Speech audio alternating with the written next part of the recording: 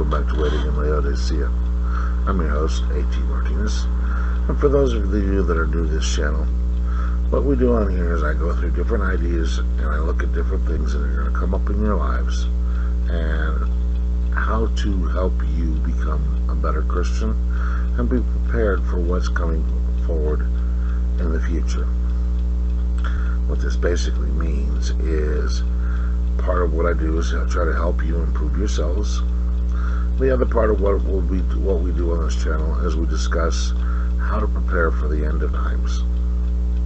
But today's message is going to be about something that a lot of us want to deny, some of us wish wasn't true, but is an absolute necessity for each and every Christian.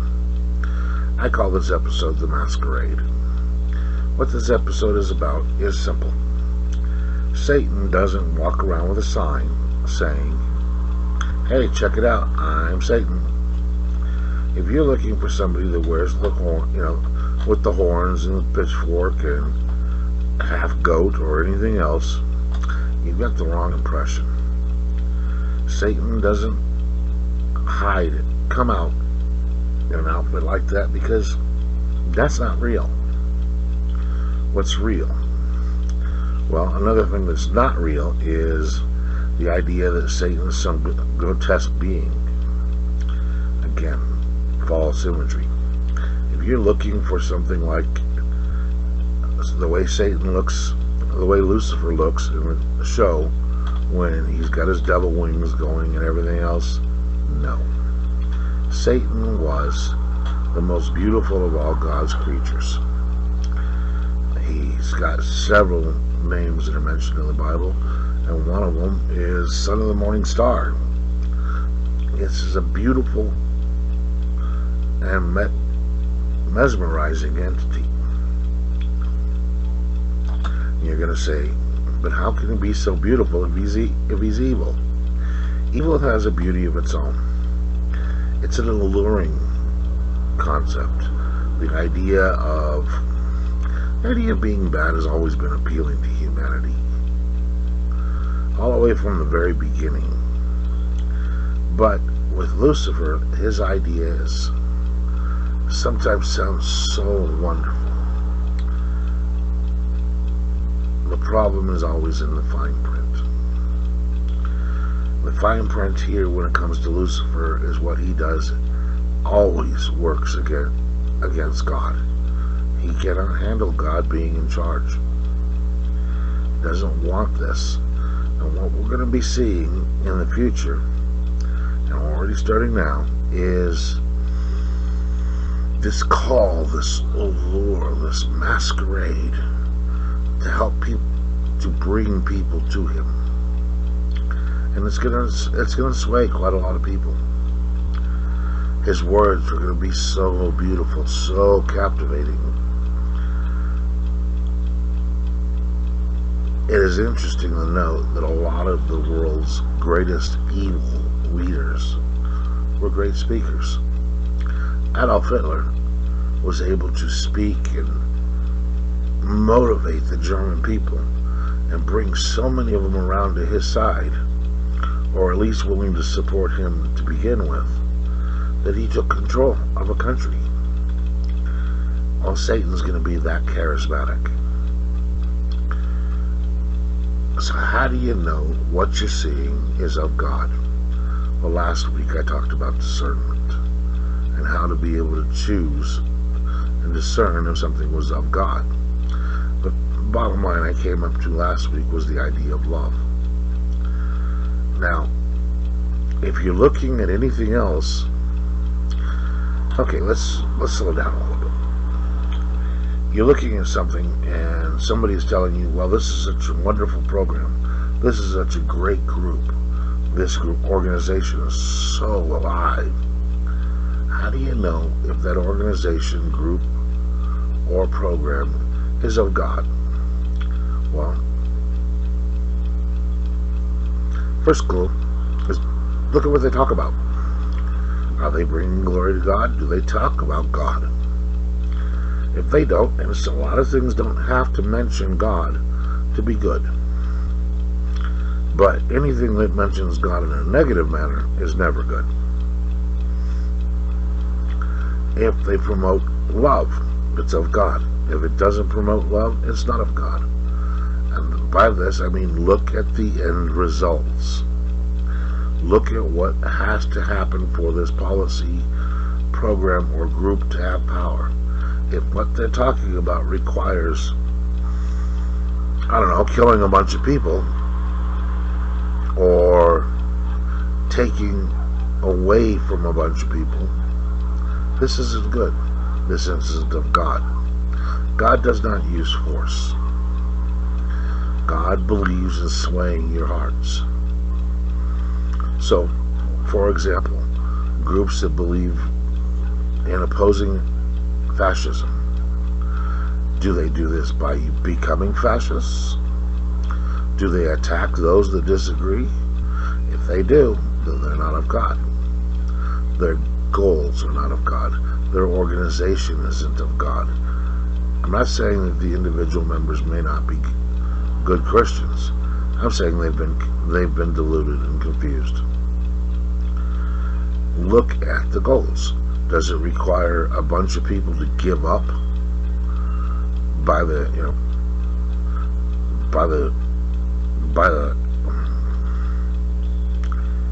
sorry about that, folks. Got a little tongue-tied. If it requires people to give and the way they are encouraged to give is at the point of a gun, this isn't of God. God doesn't use force. Now, some things sound wonderful. They sound like they would be good and holy ideas. Take the idea of giving to the poor. This is something that the Bible says repeatedly, that we are supposed to help take care of those that are less fortunate, specifically the poor and widows. So, if a program or an organization talks about giving and taking care of the poor, okay, is this of God? Well, you need to look at how it's going to be done. If it's doing this with the money you voluntarily give, this may be of God. Maybe a good mission. Maybe somebody's ministry is to try to take voluntary donations from people to help those in need. One such organization, I believe, is ran by a man by the name of David Servant. Fantastic organization.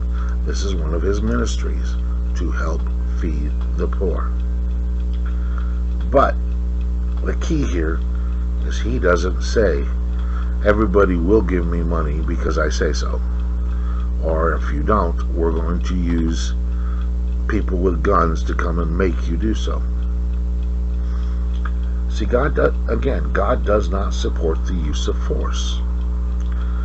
When you support using force and you have taken away the free will, you have made people do things. That's not what God wants. God doesn't need us to feed the poor. He doesn't. God doesn't need us to do anything. God allows us to contribute and help. And by doing so, it helps us be better people. Only if we do so voluntarily. Now, if you're looking at a government program, I'll tell you right now, it's not of God. If you look in the Bible, there's a very famous line, give unto Caesar what is Caesar's, give unto God what is God's. Things that are of the government are not of God. Things that are of God should not be part of the government. There's a division there. In the United States, we call this the separation of church and state. But it is a little bit more complicated than just a simple phrase. If you look at government programs are all funded by force, or the threat of force. And if you don't believe me, withhold your taxes. Don't pay. See how quickly the federal government sends men around with guns and tells you, pay up. More than likely what they're going to do is they're not even going to tell you to pay up. They're going to pick you up, they're going to put handcuffs on you, and they're going to take you away. And if you try to argue and you resist, they'll end up beating you up. And if it goes too far, they'll shoot you and kill you. This cannot be of God. So anybody who talks about if we all contribute together, voluntary, fine. When they remove that voluntary aspect, we're going to make everybody care. Nope, sorry, it doesn't work. It's not of God. You've got to have this in your head to begin with. Why? Because a lot of groups like to use Christianity and Christian terminology to make people think, oh, this is a good idea, this is okay. Well, it's doing good. Is it? There are a lot of studies that talk about how welfare is crippling. Thomas Sowell has been talking about the dangers of welfare for a good 20, 30 years. And especially how damaging it's been to the black community. Now, I'm not saying it's better for the white community, black community, or that only blacks use welfare. No, that's not what I'm talking about here. What I'm talking about, ladies and gentlemen, is that when you are dependent on the government for your existence, it's not good for you. It cripples you. It affects you inside. You're not living up to your responsibilities, and you know it. I mean, I used to be okay to say that as a man, you know you're failing your duty as a man to support your family. That would be considered sexist today. But the bottom line is you do know you're failing. You do know that you are living at the sufferance of others, and that is not good for your self-esteem. The other problem with it is that makes you dependent on the government. You will have to do what they say when they say. So far, they haven't been too demanding.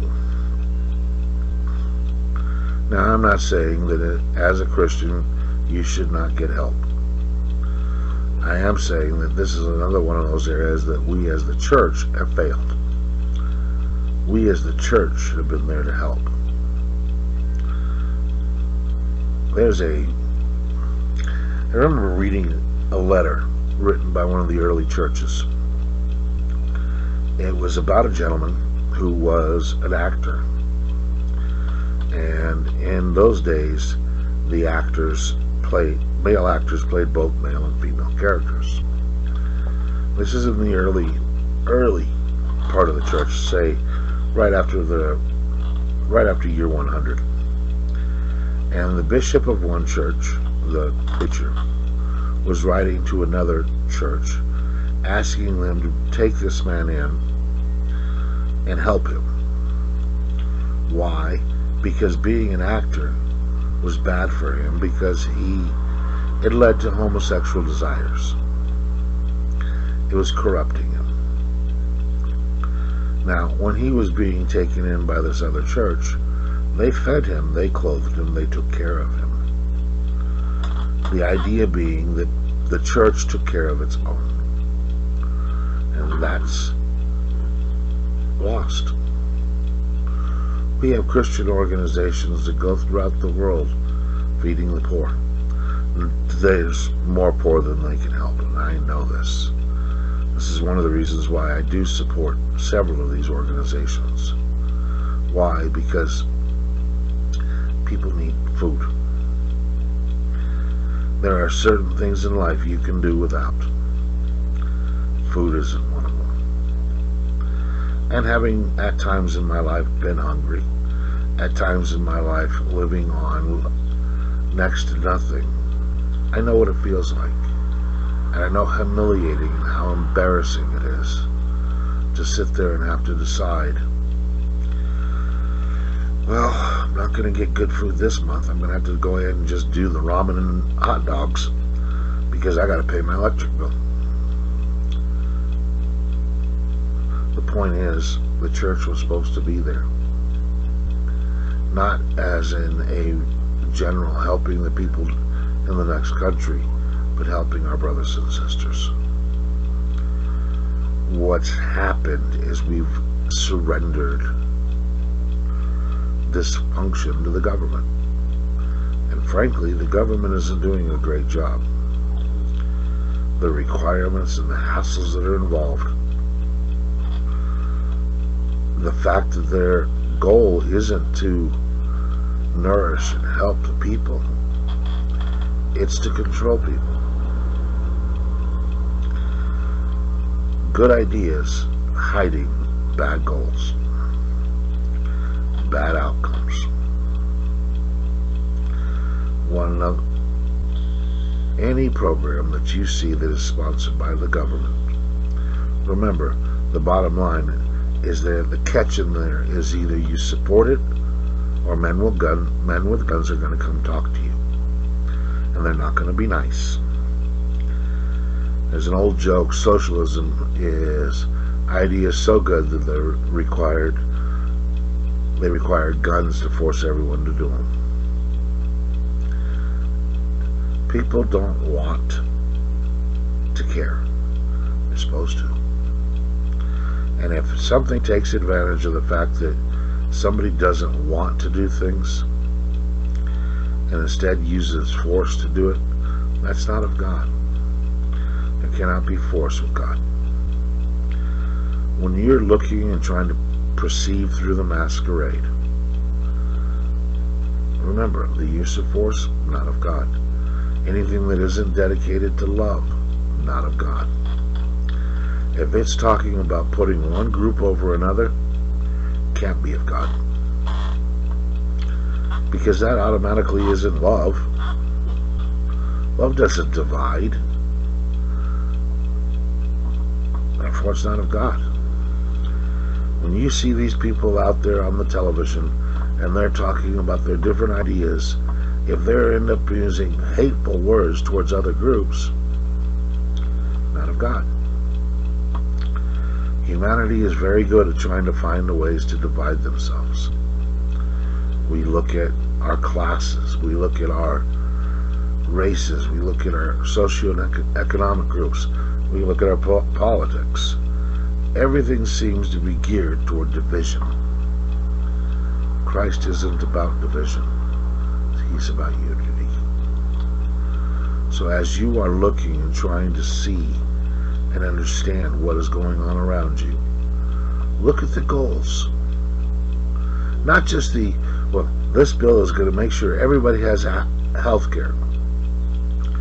Okay, on the surface, sounds wonderful. People need to see doctors to be able to be healthy. Sometimes you need a doctor to give you a pill that'll help you. For a very possible subject here, quick side note, we're going to go down a rabbit hole. If you are a man and listening to this, and you are over the age of 40, go see a doctor about your prostate.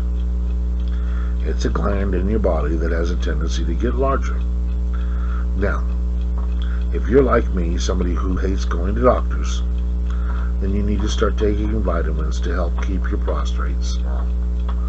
Otherwise, there are going to be consequences. So just a quick side note there. But say you can't afford to go to a doctor. What do you do? Well, the idea behind this universal health care is that the government will pay for the health care. And then everybody would be able to go see a doctor when they need them. Sounds wonderful, right? Well, here's the problem. Number one, doctors aren't going to be too thrilled about this. Why? Because the federal government has a bad habit of not paying what the doctors charge. They pay less than. I remember when my twins were born, they had to go to see a doctor. They had a heart condition. and by mistake the doctor sent me the bill instead of to basically the welfare.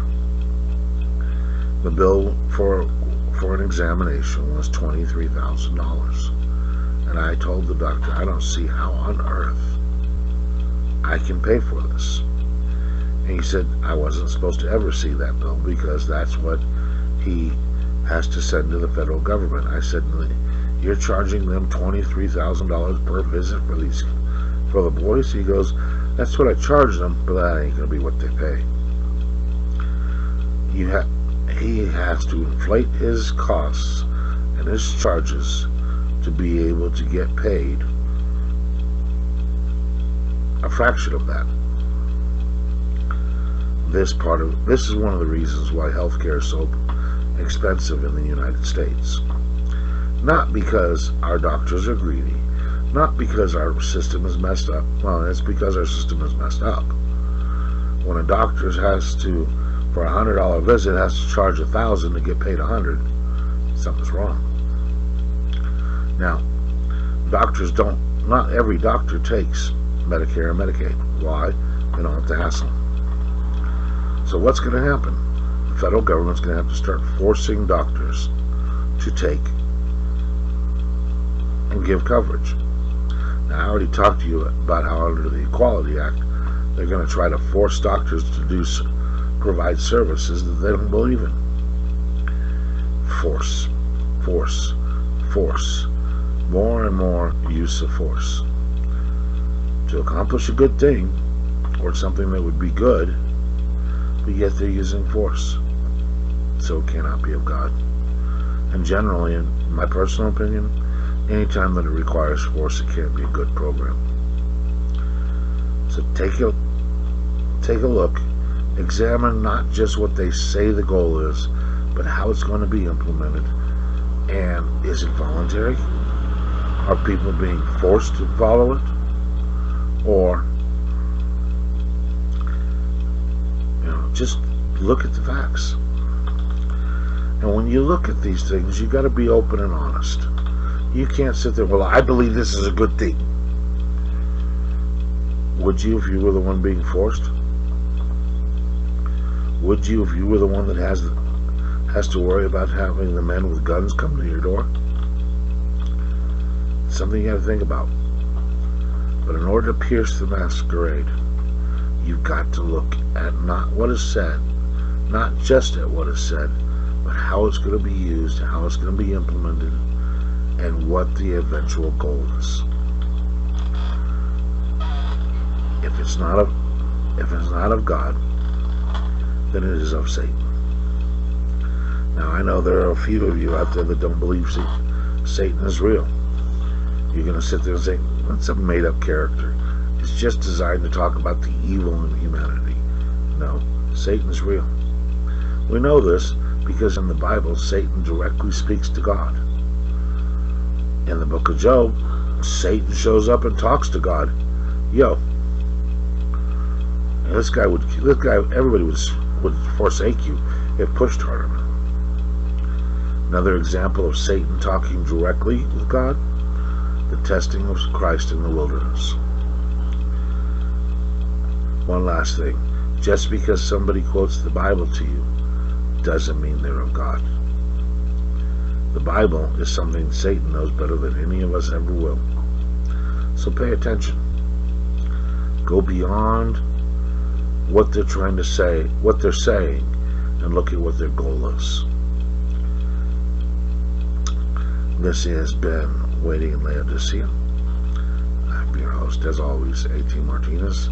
Hope you've had a good show. Hope you enjoyed today's show.